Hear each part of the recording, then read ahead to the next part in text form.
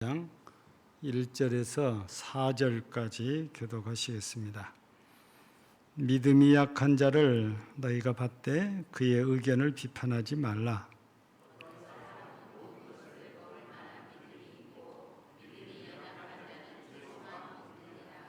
먹는 자는 먹지 않는 자를 업신여기지 말고 먹지 않는 자는 먹는 자를 비판하지 말라.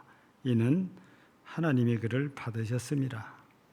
내 하인을 비판하는 너는 누구냐? 그가 서 있는 것이나 넘어지는 것이 자기 주인에게 있음에 그가 세움을 받으리니 이는 그를 세우는 권능이 주께 있음이라. 아멘.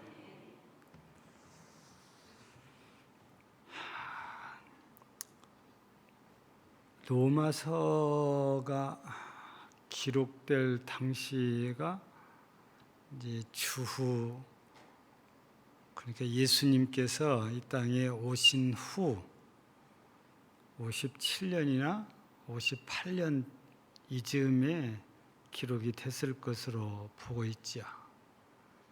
이제 이보다 앞서 기록된 성경이 고린도전서 후서 주한 55년경으로 추정을 하고 있고, 갈라디아서는 이보다 빠르게 53년에서 55년 사이로 추정을 합니다. 거기에 비해서 에베소서는 좀 뒤에 62년 3년, 빌립보서 또 골로새서가 거의 그런 비슷한 시기에 기록이 됐을 것으로 추정을 이렇게 하고 있죠. 갑자기 왜 이게 기록했을 당시 그때를 얘기를 하냐면은, 예수님께서 승천하신 직후 사도들이 참 열심히 이렇게 했는데 그 사도들의 열심만큼 핍박도 그에 못지 않았잖아요. 그렇게 처음에는 유대교에서 핍박을 했다고 보아야 되지요. 제사장을 필두로 해서 예수님을 죽인 데 앞장섰던 제사장, 장로, 바리새인들, 서기관들, 율법사들, 이런 분들이 선동을 해서 유대인들이 군중 무리를 이루어서 빌라도에게 예수를 십자가에 못 박으라고 이렇게 애치게 했던 거잖아요. 근데 그 후에도 역시 이 유대교에서 기독교를 핍박을 하는데 가장 핍박의 피크가 스테반이 돌에 맞아 죽은 일입니다. 그러면서 예루살렘 교회 성도들의 대부분이 흩어졌는데 사도들을 제외하고는 다 흩어졌다고 표현이 되어 있어요. 그래서 흩어진 사람들이 가서 숨어 갔는데 거기서 그냥 쉬쉬하고 숨어 사는 게 아니고 그곳에 가서 복음을 전했는데, 그게 대표적으로 빌립 집사의 사역으로 사마리아 교회가 이제 세워진 일이지요. 그러면서 흩어지니까 유대교에서는 그러면 이제 예루살렘에서 다 갔으니까 우리가 이겼다 하고 진지를 탈환했으니까 가만히 있는 게 아니고 아예 다른 지역까지 쫓아다니는데, 그게 이제 쫓아간 대표자가 바울로 이렇게 성경에는 기록이 되어져 있잖아요. 그런데 주님께서 이대로 두면 안 되겠다 싶어서 바울을 손질해서 딱 부르시고 바울을 전도자로 이렇게 바꿔놓으면서 이제 흩어진 사람들도 더 이상 예루살렘에서는 쫓아가는 일이 성경에는 기록이 없습니다.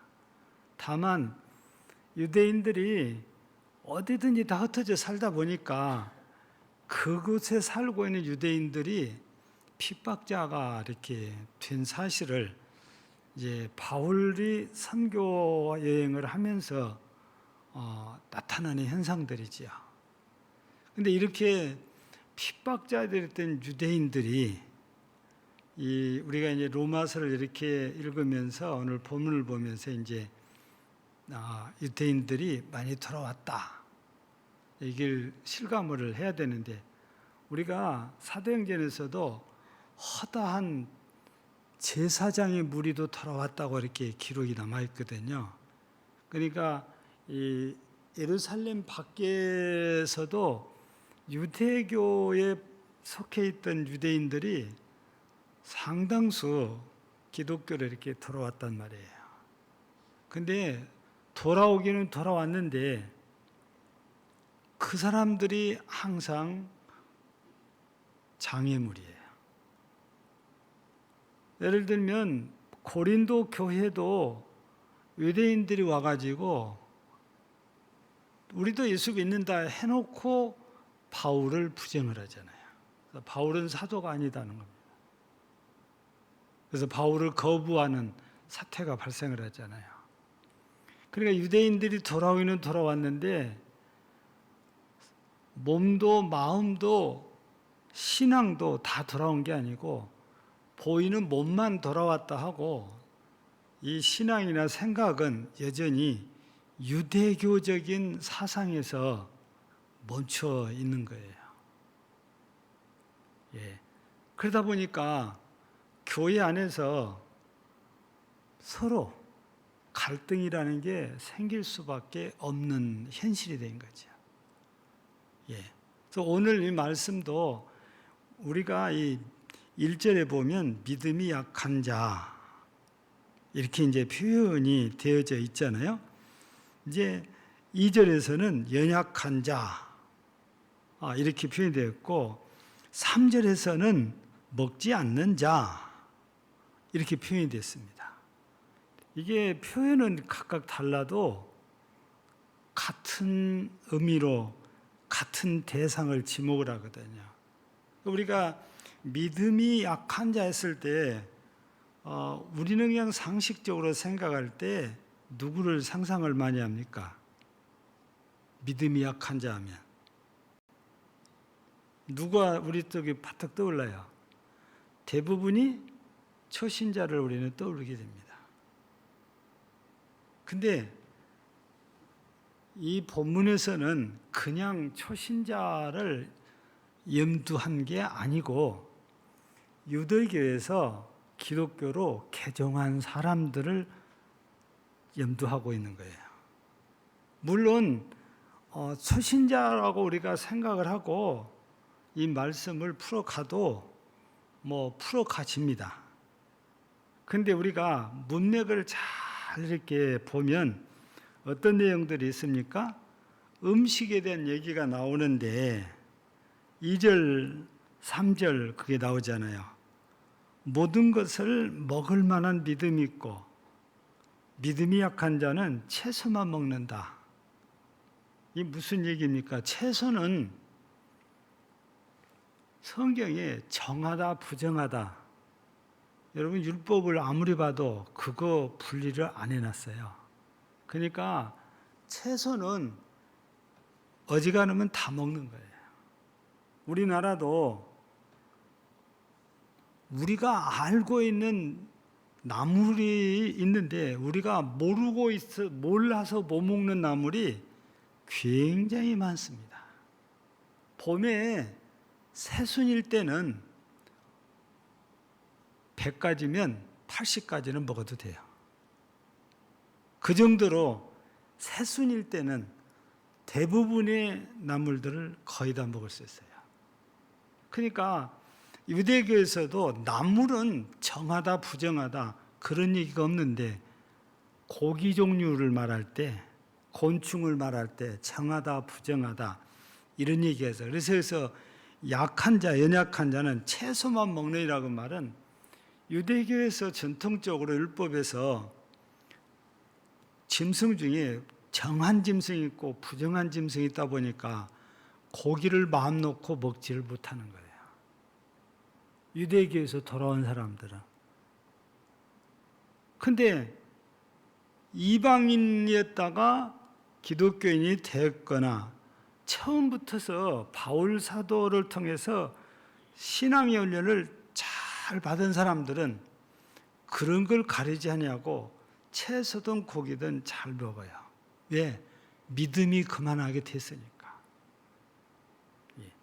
그래서 이런 먹는 문제를 염두하고서 살펴본 그냥 일반적인 초신자를 염두하는 것이 아니고 유대교에서 돌아와 가지고 아직 유대교의 율법에서 벗어나지 못한 이 사람들을 믿음이 연약한 자 이렇게 이제 표현을 하고 있는 거지. 물론 유대교와 상관없이 초신자들도 가린 사람들이 있어요.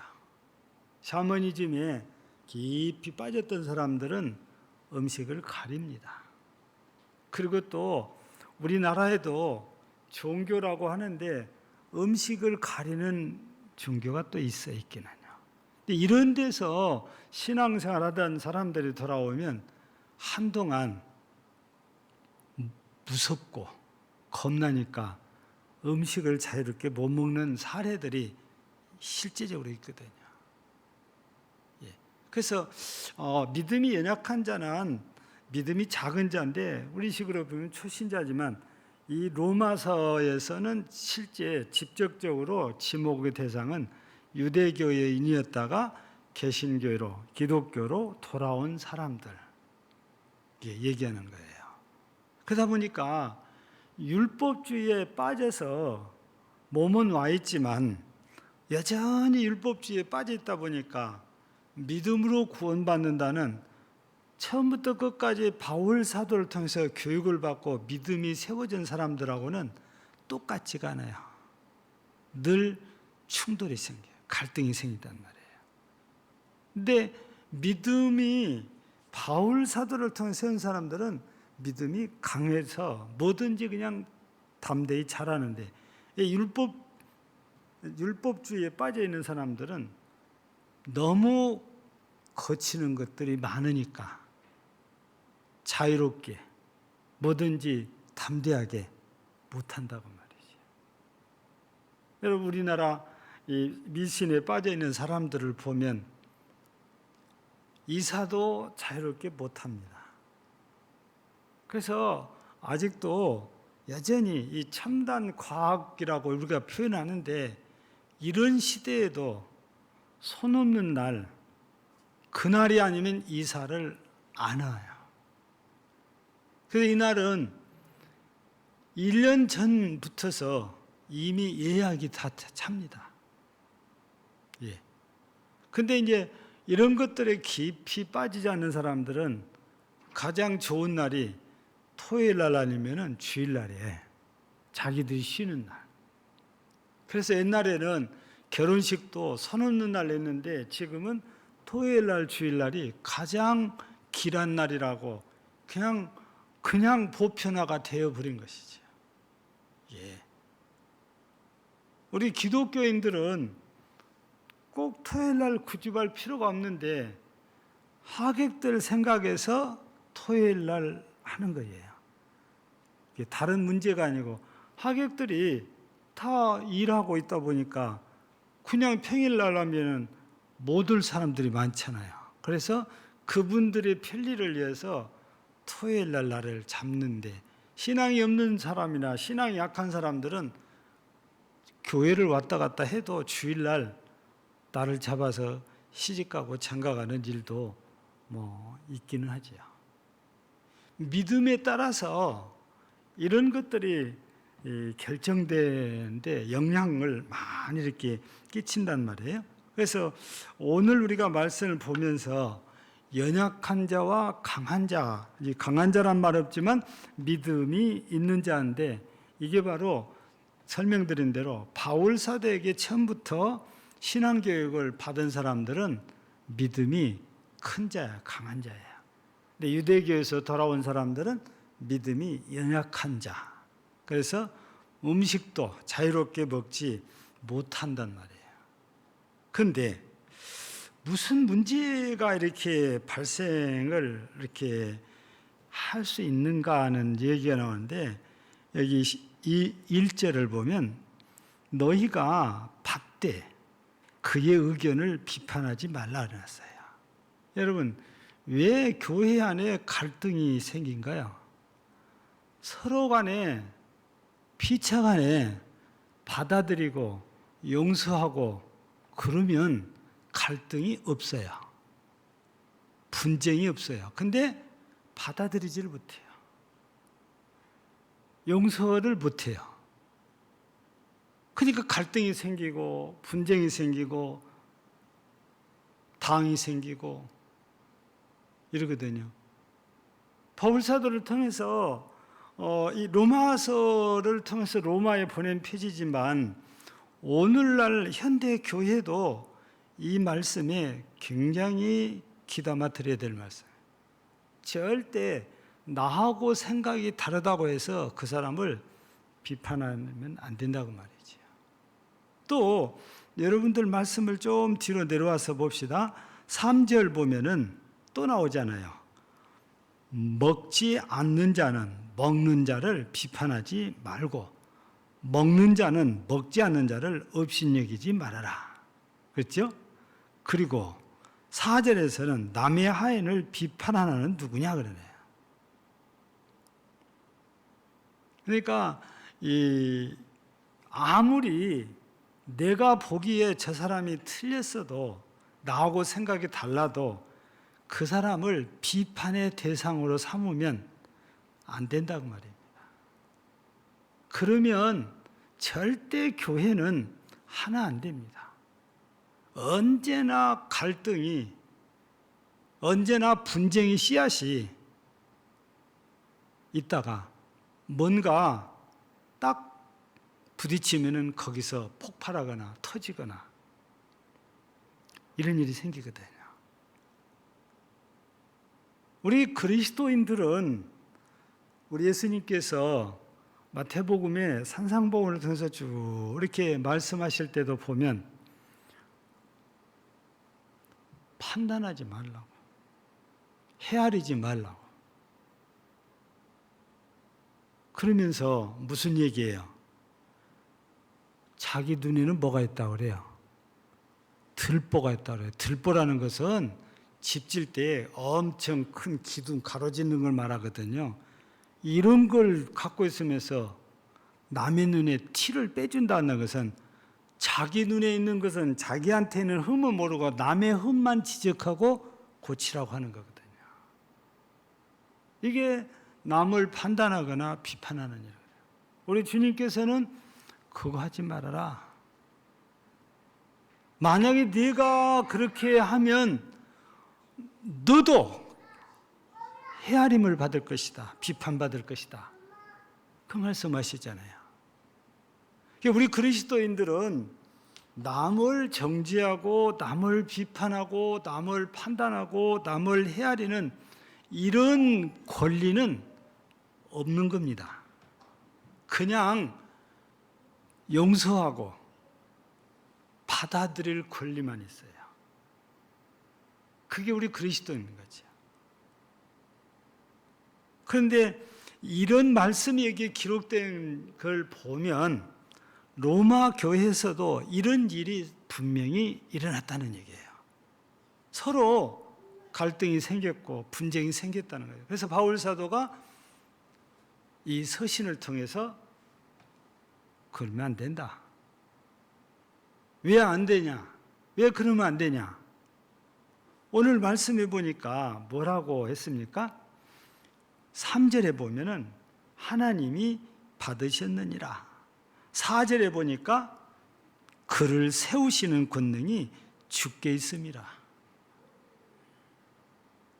오늘 우리가 제목이 뭐입니까? 주인의 권세 있잖아요.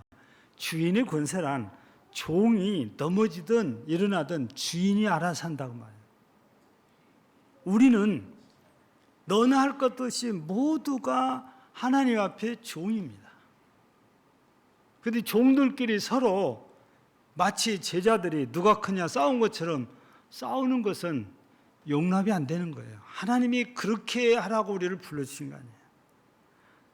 새로운 종이 왔는데 나하고 다를 수 있습니다. 아니, 다른 게 어쩌면 당연해요. 근데 다르다고 해서 쫓아내거나 정죄하거나 비판하거나 이러면 안 된다고 말해요. 주인이 정했으면 우리는 그냥 받아야 돼요. 그게 우리한테 하나님이 주신 권세거든요. 로마 교회 안에서도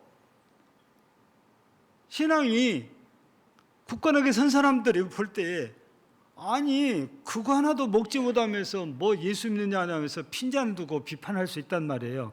그런 일이 생겼단 말이에요. 그러니까 바울 사도가 이 서신을 통해서 너희끼리 그럴 대상이 아니고 그 사람들 비판하지도 말고 업신여기지도 말아라. 하나님이 받은 사람들이다. 여러분, 하나님이 주인이시고 하나님이 결정권자십니다. 결정권을 갖고 계신 하나님께서 너 오늘부터 내 종해라. 하나님이 딱 선언했어요. 근데 먼저 온 자가 나중 온 자들을 비판하고 헤아리고 이건 하나님이 용납하지 않는단 말이죠. 교회는 이런 곳이 아니고 먼저 온 자가 먼저 온 자로서 나중 온 자가 당연히 우리하고 생각이 다를 수 있으니까 그들을 인정을 하라고 그랬어요. 일단은 인정하고 시간이 가면서 차츰차츰 하나님께서 세우는 이 분위기에 따라 들어올 수 있도록 해야 되는 거지. 그냥 이 손바닥 지엽듯이 그냥 여기 왔으면 로마에 가면 로마법을 따르라 해서 그냥 이게 잘 안 되는 거단 말이에요, 사람은. 그런데 우리는 이런 일에 익숙해. 나하고 안 맞으면 무조건 정지하고 나하고 안 맞으면 저 사람 틀렸다는 거지. 여러분 이런 말 듣지 않아요? 틀린 게 아니고 다를 뿐이라고. 그래서 우리는 다른 걸 틀렸다고 확신을 해버리거든요. 왜 다르다고 하냐? 저 사람도 하나님을 믿고 저 사람도 하나님 말씀을 따라가요. 근데 내가 생각하는 그런 게 아니니까 그게 다른 거지 틀린 게 아니다고 말이에요. 하나님께서 일단 받으셨으면 우리는 틀렸다고 정지 않으면 나는 교만한 사람이에요. 하나님 앞에 교만은 사랑받지 못하잖아요. 그래서 우리가 정말 교회가 누가 와도 적응할 수 있는 그런 교회가 되어야 사람들이 마음 놓고 여기를 찾아와요. 근데 적응하기 힘들더라 이 소문이 나면 오기가 어렵습니다. 아니 저분도 적응을 못했는데 내가 어떻게 거기 가서 적응하겠냐. 여러분 이런 소문이 나면 사람들이 잘 안 오니까 교회가 부흥한다는 것은 너무 어렵고 힘든 일이죠. 하나님이 안 도와주셔가 아니고 우리 먼저 온 사람들이 마음을 딱 닫고 교만되게 행하니까 새로운 사람들이 나중 온 사람들이 적응을 못하는 거예요. 저는 부족하지만 이런 말 했다가 저도 욕도 먹기도 하고 그랬어요. 과거에 그런 얘기를 했거든요. 정말 여러분들이 갑이라고 생각하면 베푸시오. 손을 내미시오. 내가 2차례, 3차례 얘기를 했어요. 말은 옳대요. 행동은 안 해요. 너희들이 와서 우리가 갑이니까 너희들이 와서 우리한테 무릎 꿇고 빌어야지. 이런 사상이에요. 여러분 주님 앞에서 그건 아닌 거거든요. 근데 나는 옳다고 다 목에 힘주고 있으면서 여러분 잘 되기를 바란다. 관계가. 그거 쉽지 않는 거죠. 상대방은 할 말이 없고 생각이 없겠어요. 그래서 항상 힘이 있다고 생각하면 그 사람이 먼저 손을 내밀어 줘야 일이 쉽게 풀려요. 약자라고 생각한 사람은 와서 빌어도 강자는 네가 당연히 그래야지. 그리고 마음으로 용서 안 해요. 겉으로는 됐어도 마음이 안 풀려요. 안 풀어줍니다. 우리가 주님 앞에서는 이게 얼마나 잘못된 것인지 우리가 깊이 생각해야 돼요. 개인적인 관계에서도 당연히 그런 거지요. 제가 한번 옛날 얘기를 한번 한 적이 있는데 그 비슷한 얘기입니다. 잘된 집과 안 되는 집 얘기를 한 적이 있어요. 시간이 가니까 그걸 또 얘기하기는 그렇잖아요. 이제 다른 얘기지만 그 내용상으로는 이제 비슷한 얘기인데, 어느 날 이 같은 마을인데 옆집에서 쨍그랑 소리와 함께 큰 소리가 난단 말이에요. 아들이 뛰어가다가 그만 아버지가 떡을 잡수고 그대로 놓은 접시를 발로 차니까, 차려고 해서 찬 게 아니고 달려가다 보니까 발 걸려서 그에 채가지고 깨진 거예요. 그러니까 엄마가 와서 이놈의 새끼야, 너는 눈이 없냐 귀가 없냐 뭐 별소리를 다 하면서 아들을 이제 꾸짖어요. 그걸 듣고 있다가 시어머니가 왜 애꿎은 애를 잡냐? 그걸 제가 치워야 될 일이냐? 네가 치울 일 아니야? 네가 게을러서 그 접시 하나를 안 치우고 놔두니까 저 애가 못 모르고 달려가다 이런 거 아니냐? 왜 애를 잡냐? 시어머니가 며느리를 또 꾸짖어요. 그 조금 있으니까 남편이 또 나선 거야. 아니, 당신이 치웠으면 됐지 왜 그걸 안 치워갖고 이 난리를 만드냐고. 부인한테 모든 화살이 이제 다 들어간 거예요.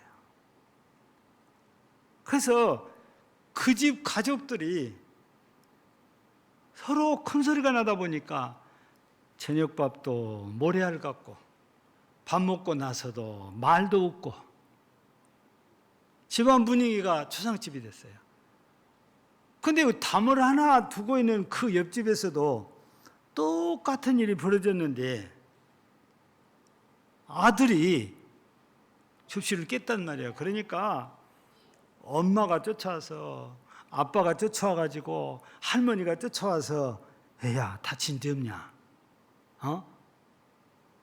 애 다쳤는지 안 다쳤는지 그것부터 살피고 안 다쳤으면 됐다. 그러면서 엄마는 깨진 걸 치우고 시어머니는 며느리에게 야야 내가 집에서 늙으니까 할 일도 없는데 그것 좀 치워놓고 해다 내가 안 치워서 그런가 보다. 그래서 며느리가 아이고 어머님 죄송합니다. 제가 치웠어야 되는데 제가 그냥 깜빡했습니다. 그러니까 아버지가 또 나와가지고 아이고 제가 떡 먹고 치워야 되느냐, 제가 먹고 그냥 내둬버린 것이 이렇게 됐습니다. 서로 잘못했다고 그런 거예요. 그러니까 이걸 보고 있던 아들이 죄송해요. 제가 조심했어야 되는데 앞으로 조심하겠습니다. 두 집이 똑같은 일이라는데 한 집은 서로에게 책임을 전가하느라고 정신이 없어요. 다른 집은 서로 자기가 잘못했다는 거예요. 여러분 집안 분위기가 어떻게 되겠어요? 정반대입니다. 우리는 상대방을 이렇게 판단하는 그런 대상으로 삼으면 관계 절대 좋은 관계 안 됩니다. 판단받는 사람이 기분 좋을 리 없어요. 마음 편할 리 없고. 자기 자신이 부족한 줄 알아도 자기를 비판하고 자기를 판단하고 그러면요 절대 좋아하지 않아요. 그래서 오늘 하나님께서는 바울 사도를 통해서 약한 자들 받고 비판하지 말아라. 비판하지 말라 말은 정죄하지 말라는 것이잖아요. 예. 교회는 모름지기 그런 분위기가 만들어져야 돼요. 그래서 누가 와도 우리 금당제일교회는 정말 가니까 편한 교회더라, 은혜로운 교회더라, 따뜻한 교회더라. 교회 안에서는 하나님이 받으셨으면 우리는 무조건 받아야 된다니까요. 누가 잘못하면 왜 그 분이 안 되냐 그러면서 비판하고 판단하는 것이 아니고 그건 하나님이 알아서 하실 일이다니까요. 여러분, 우리는 어떤 생각으로 지금까지 살아왔습니까? 일 생기면 누구 탓, 누구 핑계, 누구 비판, 이런 일은 없어야 돼요. 아무리 다 개인적으로 마음에 안 들어도 하나님이 인정한 사람은 우리는 다 인정을 해요. 그래서 예수 안에서 우리가 하나 된다는 것이 바로 이렇게 서로 비판하지 않고 서로 인정할 때 하나가 되는 거잖아요.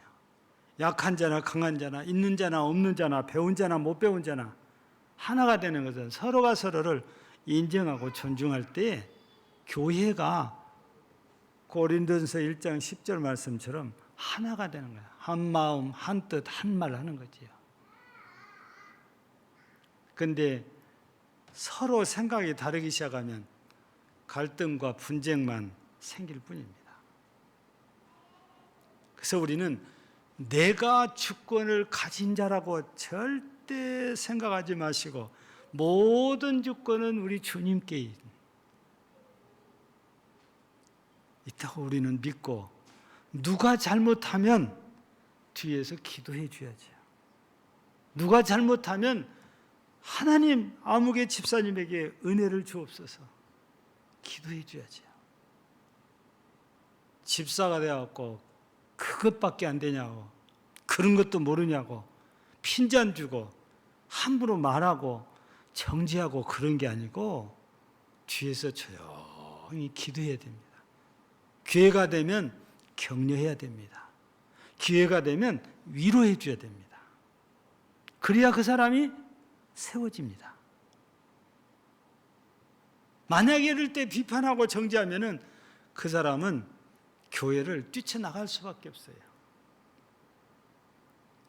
신앙이 약하니까 인간적으로 자존심이 상했고 창피하니까 안 보고 싶은 거예요. 우리는 이런 교회를 만들어 가야 되는 것이 아니고 잘한 사람은 잘한 사람대로 칭찬을 받아야지만 못한 사람도 위로받고 격려받고 세워져가는 교회가 돼야. 에베소서 4장에서 목사를 세우고 교사를 세우는 이유가 선지자를 세우는 거 뭐라고 그랬습니까? 성도를 온전하게 세우기입니다. 그리스도의 교회를 세우기 위함이라고 했어요. 근데 우리가 세우는 일이 아니고 무너뜨리는 일을 한다면 진짜 미련한 거예요. 잠언에서도 그러잖아요. 지혜로운 자는 세우는 자예요. 미련한 자는 허물어뜨린 자라고. 그래서 우리 모든 금당제일교회 성도들은 오늘 이 말씀 가운데 이 말씀 하나님이 받으셨느니라. 그리고 세우는 권능이 주께 있느니라. 이 말씀을 깊이 새기고 앞으로는 여러분들 눈에 잘못한 사람이 보이고 부정한 사람이 보인다 할지라도 기도하고 위로하고 격려해서 세우는 일, 그게 주님이 하신 일이고 주님이 원하시는 일이니까 이런 일들을 모두가 잘해서 정말 우리가 소망하고 기도한 대로 하나님께서 많은 사람들을 보내서 교회가 눈에 보이도록 수적으로도 부흥하고 질적으로도 부흥해가는 이런 금당제일교회와 여러분 모두가 되어지기를 주의 이름으로 축복합니다. 하나님 아버지 감사합니다. 오늘 저녁에도 이렇게 모여서 예배 영광을 돌리게 하시니 감사뿐입니다. 주님 홀로 영광을 받으시고 오늘 또 주 앞에 예배 영광 돌리는 사랑하는 주의 백성들에게 은혜를 주시어서 항상 우리 주님 주시는 은혜 안에서 평안하고 건강하게 기쁨으로 주를 잘 섬겨 살게 하시고 교회 안에서도 오늘 말씀처럼 비판하고 판단하고 정죄하는 사람이 아니고 이루하고 격려하고 세워주는 이런 사람들이 되어서 우리 금당지역교회를 함께 부흥케 하고 일에 함께 수고해서 우리 하나님 앞에 영광을 돌리고 하나님의 나라가 확장되고 지역의 복음화가 이루어지고 교회가 질적으로 양적으로 부흥 성장하게 하여 주시옵소서. 오늘도 같은 마음 같은 뜻 같은 말을 하는 우리 모든 금당제일교회 성도들을 기억하시고 은혜에 충만케 하옵소서. 질고로 병원에 입원해 있는 그래서 치료받고 있는 사랑하는 성도들뿐 아니라 가정에 있는 우리 환우들까지도 하나님께서 치유하여 주시고 우리 성도들의 부모들 하나님 중병에 시달리고 있는 분들도 계십니다. 하나님께서 치유하사 모두가 강건케 주시옵시고 우리 하나님 우리의 간절한 기도 하나님 우리가 전도하고 싶은 VIP들에게 은혜를 주시고 구원의 복을 꼭 주셔서 우리와 함께 주님의 나라에 갈 수 있게 하옵소서. 하나님 주여 이제 부흥하게 하소서라는 이 우리의 기도를 하나님이 꼭 이루시기를 간절히 기도합니다. 하나님 뿐만 아니라 이제 6월 막바지입니다. 7월에 있을 우리 교육부서 여러 명사들 하나님의 은혜 속에서 잘 치르게 하시고 수고할 교사들에게 은혜 주시기를 간절히 또한 기도합니다. 교회가 섬기는 이 자리 교회들 이해와 그리고 사역자들 이해 선교사들과 선교지에도 우리 주께서 은혜를 더하여 주시옵소서. 우리 모든 성도님들의 생업인 일하는 직장을 통해서 은혜를 주시고 사업장에 은혜와 복을 내려주시고 영광을 받으시옵시고 객지에 나가는 우리 성도들과 우리 성도들의 자녀들 하나님이 늘 빛으로 인도하시옵소서. 오늘 저녁에도 우리 하나님께 감사드리고 영광을 돌리며 예수님 이름으로 기도하옵나이다. 아멘.